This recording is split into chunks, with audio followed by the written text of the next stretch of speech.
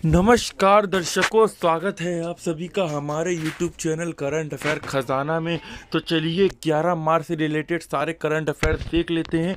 उसके पहले एक मोटिवेशनल शायरी हो जाए ताकि आपको पढ़ाई में और मोटिवेशन आ जाए। पढ़ाई लिखाई करके हम होंगे महान, पढ़ाई लिखाई करके हम होंगे महान, सफल होने के बाद हम पाएंगे सबका सम्मान, सफल होने के बाद हम पाएंगे सबका सम्मान। तो चलिए अब पहले हम लोग मेहनत कर लेते हैं, उसके बाद सबका सम्मान पाएंगे। तो चलिए अब पहले प्रश्न की ओर अग्रसर होते हैं। किस राज्य में देश का पहला ट्रांसजेंडर कम्युनिकेटिव डेस्क स्थापित हुआ है? और कौन सा राज्य है वो? तेलंगाना। आपने सही सुना, तेलंगाना राज्य में हाल ही में पहला ट्रांसजेंडर कम्युनिटी डेस्क स्थापित हुआ है। तो इससे रिलेटेड सारी और भी तो इन्फॉर्मेशन देनी पड़ेगी, क्या क्या हुआ है, कहाँ हुआ है, कैसे हुआ है। तेलंगाना राज्य में देश का पहला ट्रांसजेंडर कम्युनिटी डेस्क स्थापित किया गया है हाल ही में। तेलंगाना की राजधानी जो है आप जानते होंगे हैदराबाद के गाचीबोवली पुलिस स्टेशन में साइबराबाद पुलिस के द्वारा यह ट्रांसजेंडर कम्युनिकेटेड डेस्क का लॉन्च किया, यानी कि साइबराबाद की पुलिस ने इसे ट्रांसजेंडर कम्युनिटी डेस्क को लॉन्च किया है हाल ही में।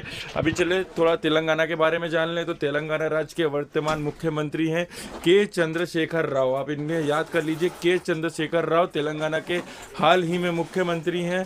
तेलंगाना राज्य के वर्तमान राज्यपाल, राज्यपाल यानी क्या, गवर्नर कौन है? तमिलिसै सौंदरराजन, तमिलिसै सौंदरराजन हाल ही में अभी वर्तमान में राज्यपाल है तेलंगाना। तो चलिए जितनी भी जानकारी थी हमने दे दी। अब अगले प्रश्न की ओर अग्रसर हो जाते हैं। मुथूट ग्रुप के नए अध्यक्ष कौन थे जिनका हाल ही में अभी निधन हो चुका है?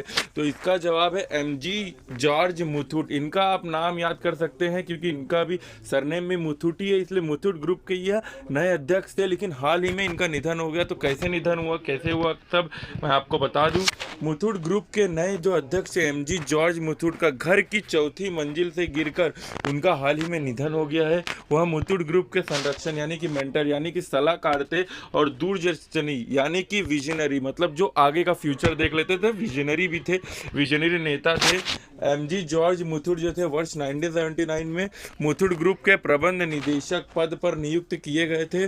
उसके बाद वर्ष 1993 में उन्हें मुथूट ग्रुप का अध्यक्ष पद पर नियुक्त किया, फिर वो अध्यक्ष बन गए। अभी चलिए देखते हैं मुथूट से, ये तो हो गई उनके बारे में जानकारी। मुथूट फाइनेंस लिमिटेड का मुख्यालय कहाँ स्थित है? तो यह कोची में स्थित है, कोची में स्थित है। मुथूट फाइनेंस लिमिटेड का स्थापना किस वर्ष हुई थी? तो यह वर्ष 1939 को हुई थी।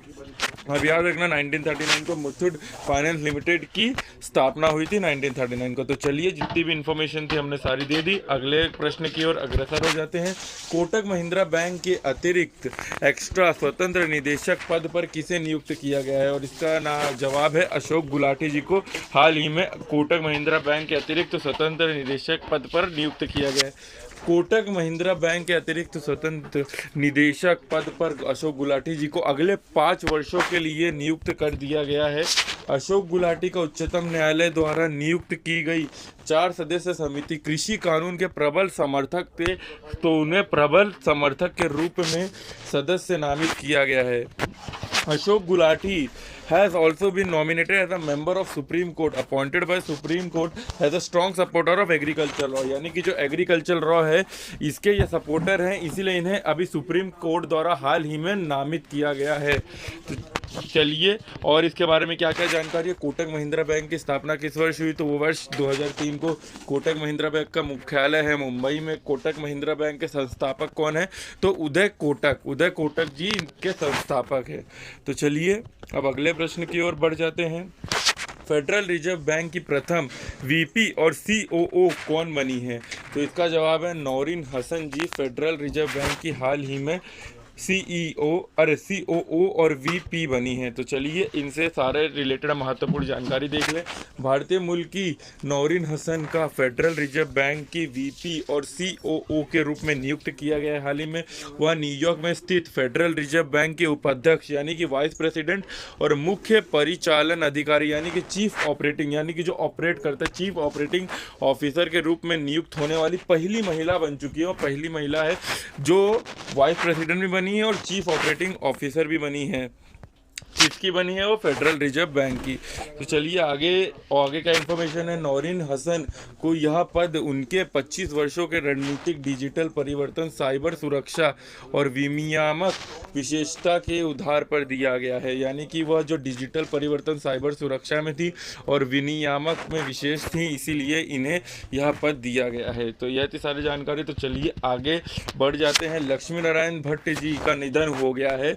वह एक प्रसिद्ध क्या थे आपको बताना है। तो वह एक प्रसिद्ध, बहुत ही प्रसिद्ध कवि थे। चलिए उनके बारे में और क्या जानकारी है। प्रख्यात कन्नड़ के कवि, आलोचक और अनुवादक एस.एन. लक्ष्मी नारायण भट्ट जी का निधन हो गया है। उन्हें कर्नाटक साहित्य अकादमी पुरस्कार और कन्नड़ राज्योत्सव पुरस्कार से सम्मानित किया गया था। यानी कि वह ये सम्मान भी पाए हैं।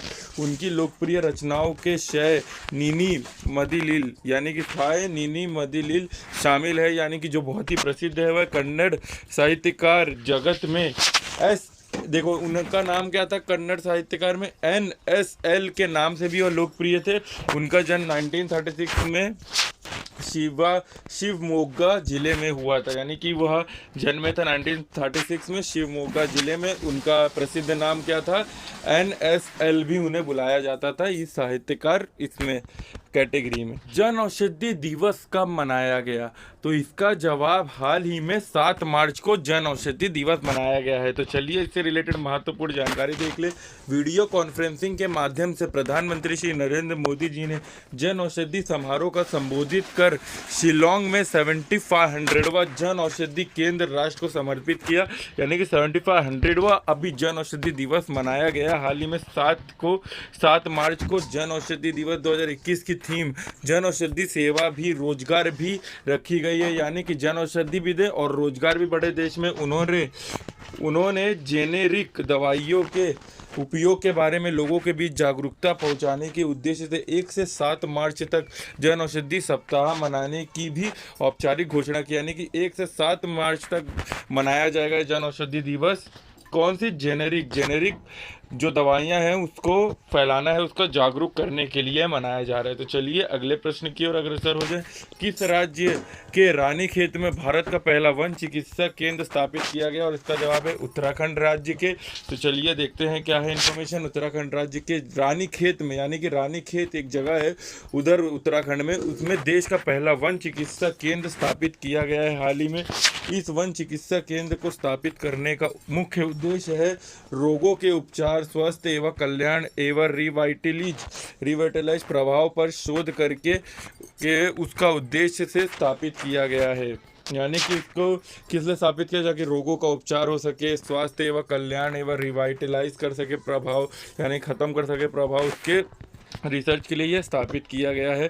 उत्तराखंड राज्य के कलिका की रानीखेत में इस चिकित्सा केंद्र को स्थापित करने के लिए कुल 13 एकड़ की जमीन ली गई है। यानी कि 13 एकड़ की जमीन की ली गई है यह स्थापित करने के लिए चिकित्सा केंद्र। तो चलिए अब अपने अगले और अंतिम प्रश्न की ओर बढ़ जाएं। अलायंस इंश्योरेंस ने किस नाम से नया बीमा पोर्टल लॉन्च किया है? और इसका जवाब है SME इंश्योर के नाम से नया बीमा पोर्टल लॉन्च किया है। अलायंस इंश्योरेंस कंपनी नेम सूक्ष्म, लघु और एवं माध्यम यानी कि बड़े छोटे सबसे छोटे उद्योगों के लिए वित्तीय सुरक्षा प्रदान करने के लिए उद्देश्य से बीमा पोर्टल SME इंश्योर लॉन्च हाल ही में किया है। अलायंस इंश्योरेंस ने देश के लगभग 5 करोड़ लघु एवं उद्यम को SME इंश्योर बीमा श्रेणी के तहत सुविधा देने के लिए यह पहल शुरू की है। यानी कि वह सुरक्षा देने के लिए यह पहल शुरू हुई है। अलायंस इंश्योरेंस के CEO कौन है? तो वह SV ठक्कर। अलायंस इंश्योरेंस के मुख्यालय कहाँ स्थित है? तो वह स्थित है मुंबई में।